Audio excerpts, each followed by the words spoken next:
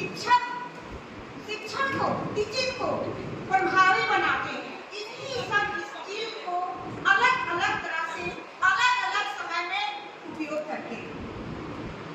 Teacher को भी पता नहीं रहता है कि अब कौन सा स्किल हमें यूज करना है, लेकिन क्या है कि क्लासरूम में जब टीचिंग कराने लगते हैं तो टीचिंग को और ज़्यादा इफेक्टिव बनाने के लिए टीचर तरह तरह के स्किल को यूज करते हैं, जो माइक्रो टीचिंग जिसको हम लोग कहते हैं सूक्ष्म शिक्षण। तो 2 लाइन में हम लोग जानेंगे कि सूक्ष्म शिक्षण का स्टार्टिंग कहाँ से हुआ, कब हुआ, किसने किया। तो सभी लोग जानते हैं कि बहुत सारे रिसर्च के तहत 1960 से 63 ईस्वी के बीच में यह स्किल उभर कर आया हमारे सामने, जिसको एलन बोस, बहुत सारे हमारे शोधकर्ता, हमारे शिक्षाविदों ने इसको अध्ययन करने के बाद हम टीचर्स ट्रेनिंग ट्रेंड हो रहे स्टूडेंट टीचर के सामने प्रत्यक्ष रूप से इस स्किल को दिया गया, जिससे हमारा शिक्षण प्रभावी बन सके। बहुत पहले यह माइक्रो टीचिंग नहीं था, मगर क्या है कि आजकल आधुनिक युग में हमारा प्रवेश हो चुका है।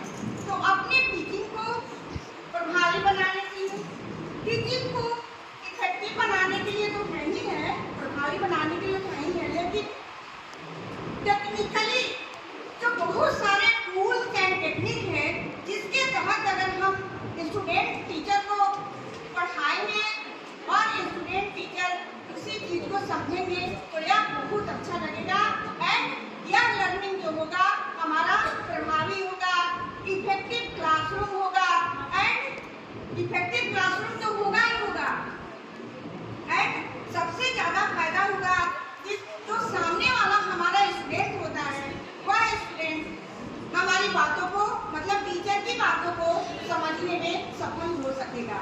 उन्हीं सब स्किल्स में एक हमारा स्किल है स्किल ऑफ रीइंफोर्समेंट, जो हम टीचर को जानना बहुत जरूरी होता है। ठीक है, तो आखिर यह स्किल ऑफ रीइंफोर्समेंट का क्यों उपयोग किया जाता है और एक टीचर के लिए क्लासरूम में स्किल ऑफ रीइंफोर्समेंट यूज करना क्यों जरूरी होता है।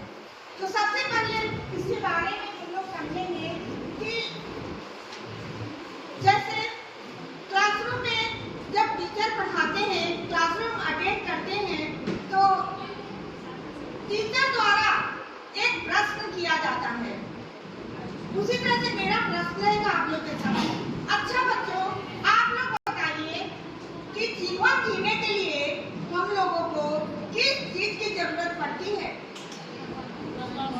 हवा की, ऑक्सीजन। आपका आंसर आता है ऑक्सीजन की, हवा की, जो भी हो। अगर आंसर सही आता है तो क्या है, बच्चों को कहा जाता है शाबाश, बहुत अच्छा, वेरी गुड। मतलब बच्चों को, स्टूडेंट को हम लोग इनकरेज करते हैं, प्रोत्साहित करते हैं। जब टीचर स्टूडेंट को प्रोत्साहित करते हैं तो क्या होता है, बच्चे उसी चीज को इंटरेस्ट के साथ पढ़ने की कोशिश करते हैं, उनको समझ में आता है, प्लस वो बहुत मन लगाकर उसी क्लास का जो इन्वायरमेंट होता है, वातावरण होता है, उसमें बहुत तल्लीन होकर अपने पढ़ाई में लग जाते हैं। एंड जब टीचर पढ़ाते हैं तो हर एक बातों को ध्यानपूर्वक सुनते हैं। फिर क्या होता है, बच्चे तो क्लासरूम में बैठते हैं तो वहाँ का वातावरण खुशमय हो जाता है, क्योंकि उनका पॉजिटिव थिंक होता है।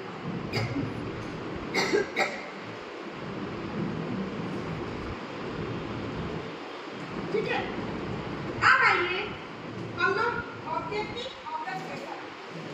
ऑब्जेक्टिव ऑफ द सेशन, इस सेशन का ऑब्जेक्टिव क्या है, इसके बारे में हम लोग चर्चा करेंगे। सबसे पहला हम लोगों का है अंडरस्टैंड। अंडरस्टैंड के अंतर्गत क्या आता है, meaning and importance of reinforcement, कि जो टीचर द्वारा रीइंफोर्समेंट स्किल यूज किया जा रहा है, सबसे पहले उसके बारे में हम लोग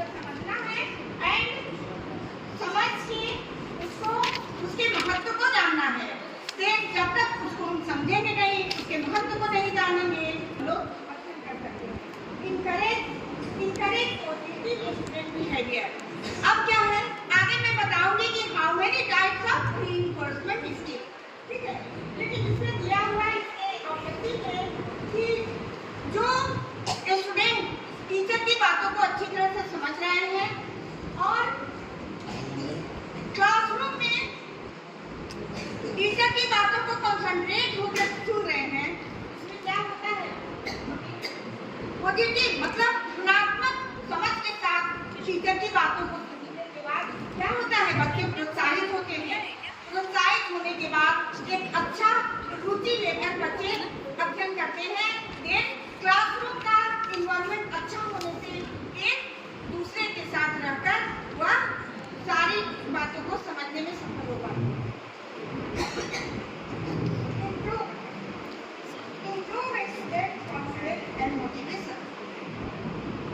टीचर द्वारा जब स्टूडेंट को पढ़ाया जाता है तो क्या होता है, बच्चों का कुछ इम्प्रूवमेंट होता है। इसके बाद बच्चे मोटिवेट होते हैं, टीचर की बातों से मोटिवेट होते हैं। किस केस में मोटिवेट होते हैं, किस केस में मोटिवेट होते हैं, कोई बताएंगे? बच्चों को टीचर द्वारा बताई गई बातों के सुनने के बाद कब मोटिवेशन मिलता है? मैं स्पेशली आप ही लोगों से पूछ रही थी, कब मोटिवेशन मिलता है? वो आंसर देते हैं, जो भी क्वेश्चन पूछा जाए उसको सही से आंसर देते हैं, क्योंकि टीचर को भी लगता है कि हमारे द्वारा पढ़ाई गई चीजों को बच्चों ने अच्छी तरह से समझा। टीचर और स्टूडेंट के बीच में जब इंटरेक्शन होता है तो उसका डेवलपमेंट होता है, क्योंकि टीचर जब पढ़ा रहे होते हैं स्टूडेंट ध्यानपूर्वक सुनते हैं एंड कुछ क्वेश्चन करके बच्चों द्वारा भी समझा जाता है टीचर से, और टीचर भी कुछ क्वेश्चन पूछता है। एक दूसरे के साथ इंटरेक्शन करके उनका इम्प्रूवमेंट होता है।